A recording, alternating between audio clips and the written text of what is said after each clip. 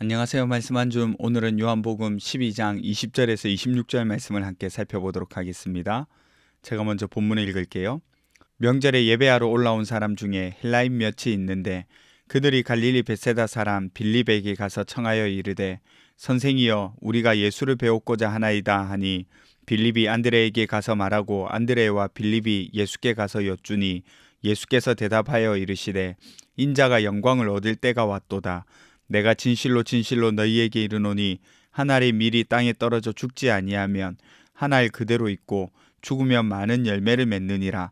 자기의 생명을 사랑하는 자는 잃어버릴 것이요 이 세상에서 자기의 생명을 미워하는 자는 영생하도록 보존하리라.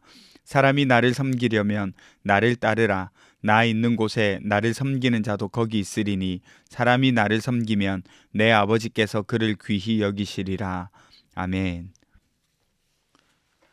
본문을 보니 명절이라고 언급하고 있습니다. 이 명절은 유월절을 이야기하고 있는 거예요. 그 가운데 헬라 사람, 곧 그리스 사람들이 몇 명 있었는데 빌립에게 다가가서 예수님을 보고 싶다고 요청합니다. 빌립은 안드레에게 가서 전달하고 빌립과 안드레는 예수님께 말씀드리죠. 그런데 갑자기 예수님이 뜬금없이 답변하시는데 때가 되었다 이렇게 말씀하세요. 인자가 영광을 받을 때가 되었다 이렇게 말씀하시는 거죠. 그리고 우리가 잘 아는 미랄 이야기를 하시죠. 한 알의 미랄이 땅에 떨어져 죽지 않으면 열매를 맺을 수 없는데 죽으면 많은 열매를 맺는다는 겁니다. 그리고 자기 목숨을 대단하게 여기는 사람은 그 목숨을 잃어버리지만 자기 목숨을 돌아보지 않는 사람은 영원한 생명에 이르도록 그 목숨을 지킨다. 그리고 26절에 누구든지 나를 섬긴다면 나를 따라야 한다 이렇게 말씀하세요. 하나님께서도 그를 귀하게 여기시고요. 사실 오늘 본문에서 내용은 그렇게 어려운 내용들이 없습니다. 그런데 생각보다 숨겨진 의미들이 많이 있어요. 먼저 헬라 사람들에 대해서 살펴볼게요. 그리스 사람들이 빌립을 찾아왔습니다. 예수님을 보려고 찾아왔어요. 이 사람들은 단순한 외국인이 아닙니다. 이 사람들은 놀랍게도 이방 세계 전체를 대표하는 존재입니다. 예수님은 지금까지 주로 유대인들을 상대로 사역을 행하셨거든요. 그렇죠? 그런데 하나님은 유대인들에게만 초점을 두고 계시지 않는다는 거죠. 하나님의 시선은 온 세상을 향하고 있습니다. 예수님을 소개할 때도 보라, 세상 죄를 지고 가는 하나님의 어린 양이로다 이렇게 소개하고 있잖아요. 하나님이 세상을 이처럼 사랑하셨다고 말씀하셨습니다. 그러니까 하나님의 시선은 세상에 머물러 있는 거예요. 팔레스타인 땅에 있다, 가나안 땅에 있다 이렇게 말씀하지 않으시고 세상에 머물러 있습니다. 예수님도 그 시선에 맞추어서 세상을 향한 사역들을 하시는 겁니다. 그런데 지금까지는 유대 중심으로만 사역을 해왔다면 이제 그리스인들이 찾아왔다, 헬라인들이 찾아왔다는 것은 세상이 찾아왔다는 것, 곧 세상을 향한 사역을 하게 되었다는 겁니다. 이방 세계가 예수님을 찾기 시작했다는 거죠. 그래서 예수님이 이 말씀을 하시는 거예요. 때가 되었다. 지금까지 아직 때가 되지 않았다라고 늘 말씀하셨는데 지금은 때가 아니다. 이렇게 늘 기록되어 있었는데 오늘 드디어 때가 되었다고 말씀하시는 거죠. 뜬금없던 소리가 이제 이해가 가시죠? 그런 의미입니다. 인자가 영광을 받는 것과 미랄이 땅에 떨어져 죽는 것도 잠시 살펴볼게요. 둘이 연관되어 있는데 때가 되었고 인자가 영광을 받게 될 것입니다. 이때가 언제일까요? 십자가 사건이죠. 그러니까 예수님은 지금 십자가를 향해 가고 계시는 중인 거예요. 십자가에서의 죽음을 기억한다면 미랄의 의미를 알 수 있습니다. 예수님 자신이 죽지 않으면 구원이 이루어지지 않아요. 예수님이 십자가에서 죽으셔야만 구원의 열매들이 맺힙니다. 예수를 따르는 일도 마찬가지입니다. 생명을 붙잡고 있으면 잃어버리고 생명을 하나님께 맡기면 얻습니다. 이 부분 사실 오해하기 쉬운데요. 자기 생명을 사랑하는 것이 잘못이 아닙니다. 자연스러운 거죠. 그런데 자기 생명을 미워하는 자가 영생을 얻는다고 하는 거예요. 이건 자기 자신을 학대하거나 자기 생명을 가치 없게 여기라는 뜻이 아니에요. 우선순위를 뒤로 둔다는 겁니다. 하나님보다 앞세우지 말라는 거죠. 그러니까 자기 생명을 최우선으로 붙잡고 살아봤자 결국에는 그 생명을 잃는다는 겁니다. 그러나 하나님을 위해서 자기 생명을 내려놓을 수 있는 사람은 참 생명을 얻는다는 거죠. 우선순위가 하나님께 있다는 겁니다. 그리고 그것을 진정으로 보여주는 분이 계시는데 바로 예수 그리스도이시죠. 예수님께서는 자신의 생명을 하나님의 사역을 위하여서 기꺼이 내어드리는 그 사역을 향해, 그 십자가를 향해 나아가고 계시는 겁니다. 이제 우리는 어떤 깨달음을 얻을 수 있을까요? 먼저는 우리도 예수를 보고 싶어 하는 사람인지 질문을 던집니다. 무슨 말이냐? 예수님을 찾아온 헬라 사람들이 말하잖아요. 우리가 예수를 보고 싶습니다. 여러분, 이거 참 귀한 고백이거든요. 몇 글자 안 되는 말이라서 그냥 쉽게 읽고 가기가 쉬운데 참 귀한 고백입니다. 왜냐하면 이 헬라인의 이 모습들은 토요일에 살펴봤던 군중들의 모습과는 사뭇 다른 모습입니다. 군중들은 호산나 외치고 종려나무 가지 흔들고 이스라엘의 왕이라고 부르면서 그들이 원하는 왕, 그들이 기대하는 왕의 모습을 예수님께 씌웠거든요. 그런데 예수님이 그들의 기대와는 다른 길을 걸어간다면 그들의 환영은 모두 저주로 바뀔 거예요. 그리고 실제로 그 일들이 일어납니다. 그들이 뭐라고 말하나요? 십자가에 못 박으라고 외치잖아요. 그런데 헬라 사람들은 예수를 잘 모르지만 예수님을 보고 싶어 하고 찾고 있습니다. 여러분, 신앙은요, 많이 아는 것에서 시작하지 않고 예수를 찾는 것에서 시작해요. 신앙이 약해진다고 느껴지거나 흐려질 때 어떤 특징이 있는지 아세요?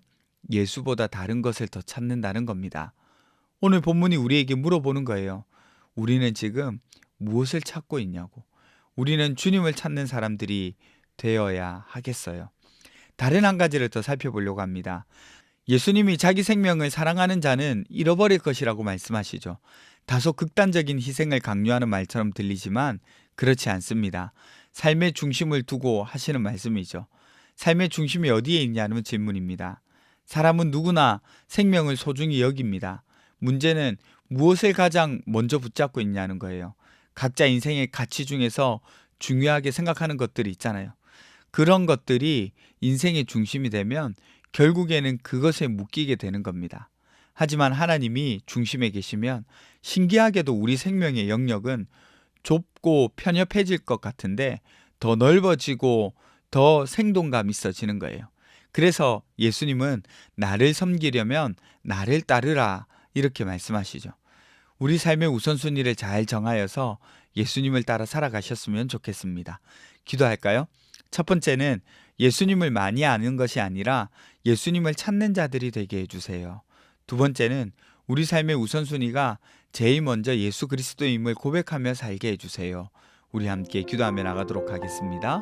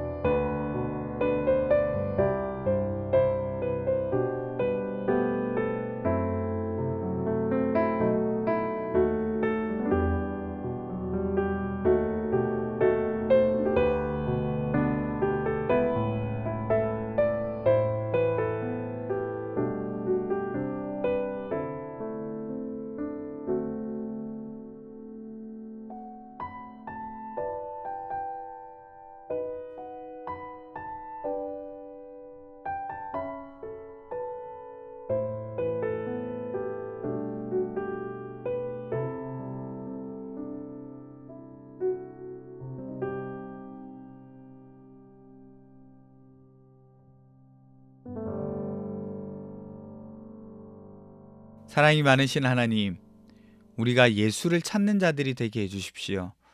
다른 것을 구하는 것이 아니라 예수 그리스도 그 자체를 찾고 그분으로 기뻐할 수 있도록 도와주십시오.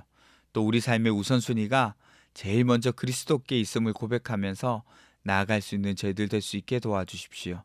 오늘 하루도 지키시고 인도하여 주실 줄 믿습니다. 감사드리며 거룩하신 예수님 이름으로 기도드립니다. 아멘. 여러분, 오늘 하루도 예수 그리스도를 온전하게 따라가는 하루가 되셨으면 좋겠습니다.